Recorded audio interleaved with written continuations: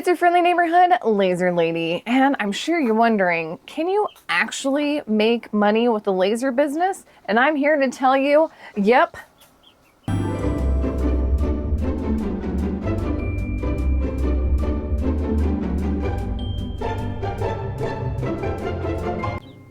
Oh, I guess you wanted more information than that. I understand. Of course, if we are set up for success, success will surely follow. But how do we set up for it? There are a lot of risks and realities to having your own laser business that you might not be aware of. So let's dive into it. The reality of having a laser business. Now, if you think I'm so excited for my new job title, it's going to be business owner. Well, buddy, I'm so sorry, but you're wrong. That's just one title and it doesn't even cover all of it.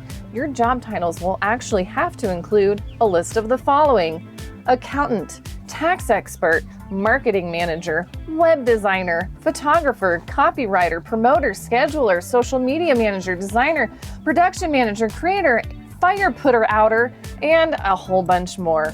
Sure, you might be able to outsource some of that, but that's not really the point I'm trying to make. It is that you are going to now have so much responsibility for the success of your business. I want you to realistically think, can you handle that? So let's go into imagination land. You're jumping 1 year in the future.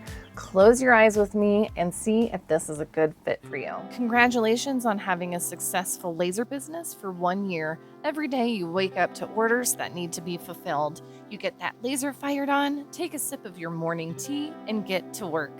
The orders are done now, so maybe you need to get a kid from school or pick up a few groceries. Great. Now you need to make new designs for that summer show coming up.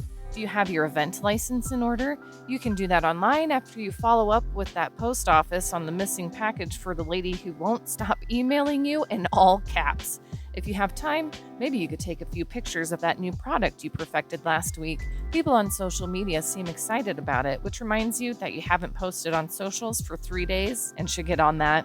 You hear a cha-ching, which means you made another sale to add to your never-ending to-do list for tomorrow. Your weekends will be filled with selling events, and your weekdays will be filled with getting ready for them.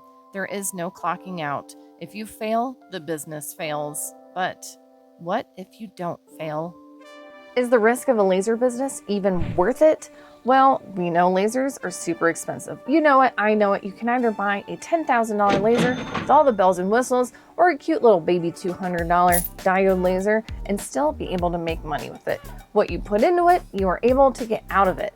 Now, of course, I'm going to reference my favorite show in the whole wide world, and that is Kitchen Nightmares. Not just because I love Gordon Ramsay, but because business is business. It's a great case study into what makes some businesses fail that we can learn from. There is one trend I see again and again on the show, and that is business owners' unwillingness to fix a problem. Is it the bad customer service? The crappy ingredients? Is it because they have too much debt? Well, sometimes. It usually comes down to the one thing they are trying to make money with. Their food sucks. And thanks to our friend Denial, they usually end up blaming their customers instead of looking within. Whether you make spaghetti or a laser product, they fail in the same way. If you're not making any money, your business is not going to work. As laser makers, we are in a unique position because we get to make our products. Not only is this great for quality control, but it maximizes profits. Here's an example. I make jewelry primarily with my laser, and if you calculate the cost of an item, it might be around like $2, and that's for the acrylic and the hooks, even the packaging. It's pretty inexpensive, and luckily I get to charge about 5-6 times that to my customers, which is great because that covers then all the overhead and my labor and the profits, of course. I used to have a retail store back in the day. This was in my nerdy days. I'm still a nerd, let's be real. But I had a retail store where I sold things like pops and collectibles, figurines, board games, things like that. And to be quite real with you, a lot of the products that I sold, I was buying at about 70% of the retail cost. So if it was like a $20 figurine, the cost for me was about $14 or $15 a piece. I was only making $5 or $6 when they sold, it was really hard for my labor costs as well as my overhead for margins like that.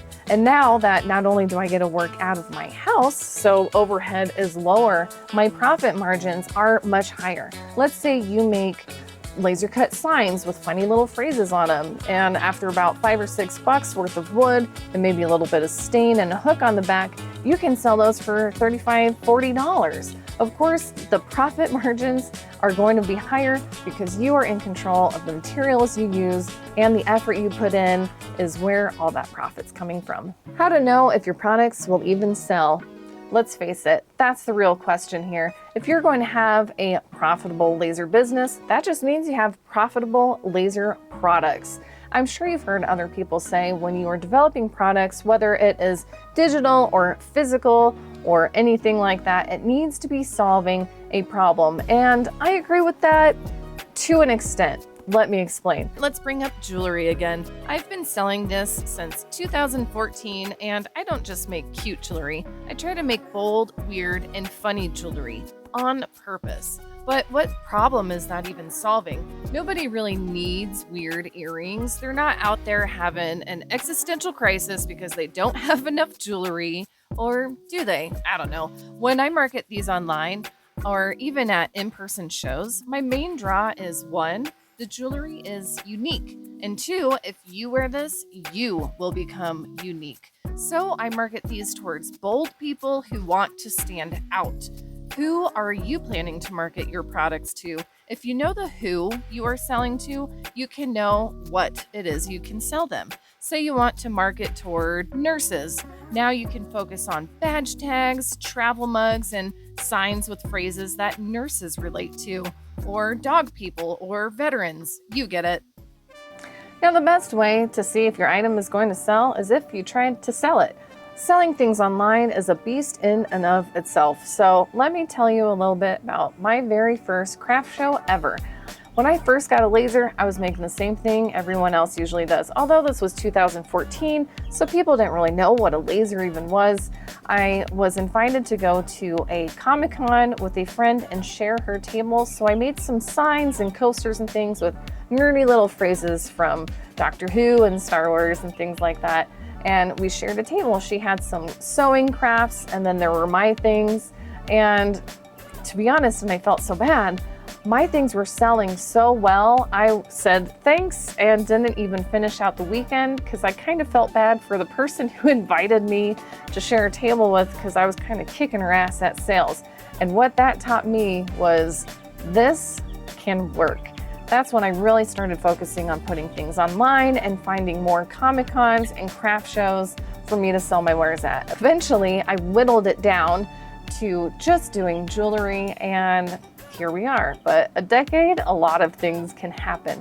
So if you're still trying to get some feedback from potential customers, take it to the people. If you're making those funny little kitchen signs, probably like a craft show at a high school or your church might be a good place to start. If you have nerdy stuff, there's Comic-Cons freaking all over the place. There is an event for you. Really, when you're coming up with products and whether or not they're successful products, it really is just like throwing a bunch of wet spaghetti at a wall. That's even me now. Luckily, now that I have a customer base, a little bit of a social media following, and of course an email list, which if you're not on that, do that first, if anything.